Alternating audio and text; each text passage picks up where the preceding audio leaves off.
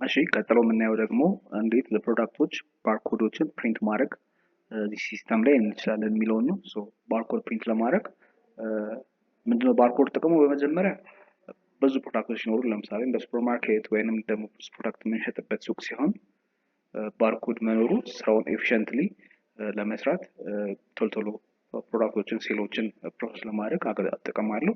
ሶ ሲስተማችን ላይ ባርኮድ ፕሪንት ካደረግን በኋላ ለፕሮዳክቶቻችን እነዛ ፕሮዳክቶች ላይ በመለጠፍ ሽያጭ ላይ እንዲሁም ደግሞ ፊልተር ስናደርግ በባርኮዶች ስካን እያደረግን የባርኮድ ስካነርን በመጠቀም መገልገል እንችላለን ማለት ነው። ለዚህ ይጠቅመናል።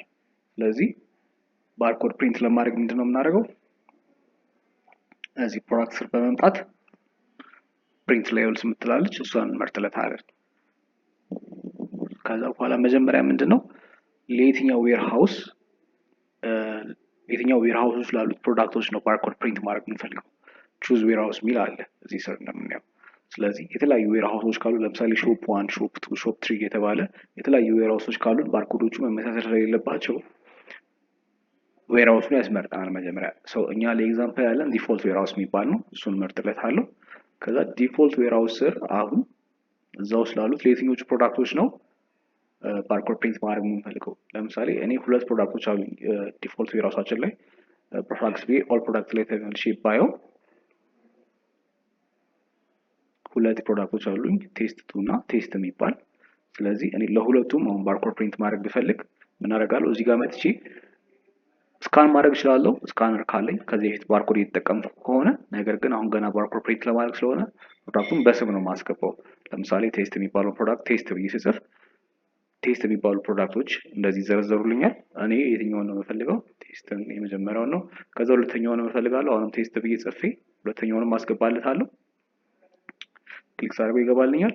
ሶ አሁን እንደዚህ አድርጎልኛል። አሁን ለቴስት 1 ስንት ፕሮዳክት ነው ስንት ባርኮድ ነው ፕሪንት ማድረግ የሚፈልገው? ኳንቲቲውን እዚህ ጋር አስገባለሁ። ለምሳሌ ለቴስት 1 50 ልበል። ለቴስት 2 ደግሞ 60 ባርኮዶችን እፈልጋለሁ። ለተለያየ 60 ባርኮዶችን እፈልጋለሁ። ከዛ በኋላ ቀጥሎም እንደሚያስመርጠኝ ፔፐር ሳይዝ እንደምናየው 40 ፐር ሺት 30 ፐር ሺት ያለ ያስመርጠኛል። ስለዚህ በአንድ ኤ4 ፔፐር ላይ 40 ባርኮዶችን ፕሪንት ማድረግ እችላለሁ። ወይም ደግሞ በአንድ ኤ4 ፔፐር ላይ 30 ባርኮዶችን ፕሪንት ማድረግ እችላለሁ። ግን ሞስት ኦፍ ዘ ታይም 40 ፐር ሺት የሚለውን እንመርጥለታልና አፕዴት እንለዋለን። ሶ በዚህ መንገድ አንድ ኤ4 ፔፐር ላይ 40 ባርኮድ ይዞ እንደዚህ ይወጣልኛል ማለት ነው። ስለዚህ ለቴስት 1 ስንት ብዬው ነበር? 50 ለቴስት 60 እንደዚህ አድርጎ ለቴስት 1 እንደዚህ 50 ወይ ደግሞ ለቴስት ደግሞ ከዚህ ጀምሮ 60 ባርኮድ ያዘጋጅልኛል። ይሄንን እንግዲህ እኛ በተለያየ አይነት መንገድ ፕሪንት በማድረግ ከፈለግን በስቲኪ ፔፐሮች ማተሚያ ቤቶች ላይ ፕሪንት ማድረግ እንችላለን። ወይም ደግሞ በወረቀትም ፕሪንት አድርገን መለጠፍ እንችላለን። ፕሪንት የምትለውን በተን በመጫን በዚህ መንገድ ያወጣልናል። ፕሪንት ብለን ባርኮዳችን ላይ መለጠፍ እንችላለን ማለት ፕሮዳክቶቻችን ላይ ባርኮዶቹን መለጠፍ እንችላለን። ከዛ በኋላ ስካን ነው የምናደርገው። ስካነሮቻችንን ተጠቅመን ይሄን ባርኮድ ሰርች ስካን ስናደርገው ወደ ካርታችን እና ወደ ተለያየ ቦታ አድ ያደርግልናል ማለት ነው። ሶ በዚህ መንገድ ባርኮድ ፕሪንት ማድረግ እንችላለን ለፕሮዳክታችን።